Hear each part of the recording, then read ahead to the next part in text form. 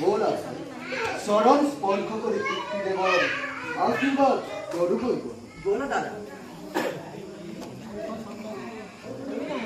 কিবা নতুন সংবাদ মহাৰাজ জানিব পাৰিছো হস্তিনাৰ ৰজা যুধিষ্ঠিৰে অশ্বমেধ মহাযজ্ঞৰ কৰিছে আয়োজন আৰু তাৰে নিমিত্তে মুক্ত কৰি দিয়া যজ্ঞৰ অশ্ব আহি প্ৰৱেশিছে এই সম্ভোগ ৰাজ্য। মহাৰাজ নিজ ভক্তি নিজেই প্ৰশংসী অস্ত্ৰ ললাটত লিখিছে বাতৰি কি লিখা আছে তাত? হৌ গৌৰবে লিখিছে তাত যদিহে পাণ্ডৱৰ যোগ্য অস্ত্ৰ কৰে কোনজনে বন্দী পাণ্ডু পুত্ৰে বল আছে চৰণ স্পৰ্শ কৰে তৃপ্তি দেবৰ আশীৰ্বাদ কৰুকই বলো দাদা।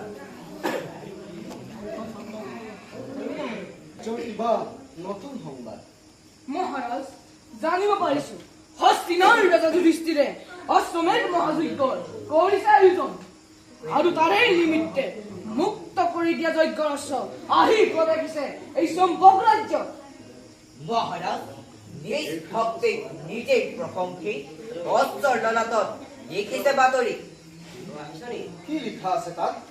হৌ গৌৰবে লিখিছে তাত যদিহে পাণ্ডৱৰ যোগ্য অস্ত্ৰ কৰে কোনজনে বন্দী পাণ্ডু পুত্ৰে বল আছে চৰণ স্পৰ্শ কৰে তৃপ্তি দেবৰ আশীৰ্বাদ কৰুকই বলো দাদা। কিবা নতুন সংবাদ মহাৰাজ জানিব পাৰিছো হস্তিনাৰ ৰজা যুধিষ্ঠিৰে অশ্বমেধ মহাযজ্ঞৰ কৰিছে আয়োজন আৰু তাৰে নিমিত্তে মুক্ত কৰি দিয়া যজ্ঞৰ অশ্ব আহি প্ৰৱেশিছে এই সম্ভোগ ৰাজ্য। মহাৰাজ নিজ ভক্তি নিজেই প্ৰশংসী অস্ত্ৰ ললাটত লিখিছে বাতৰি কি লিখা আছে তাত?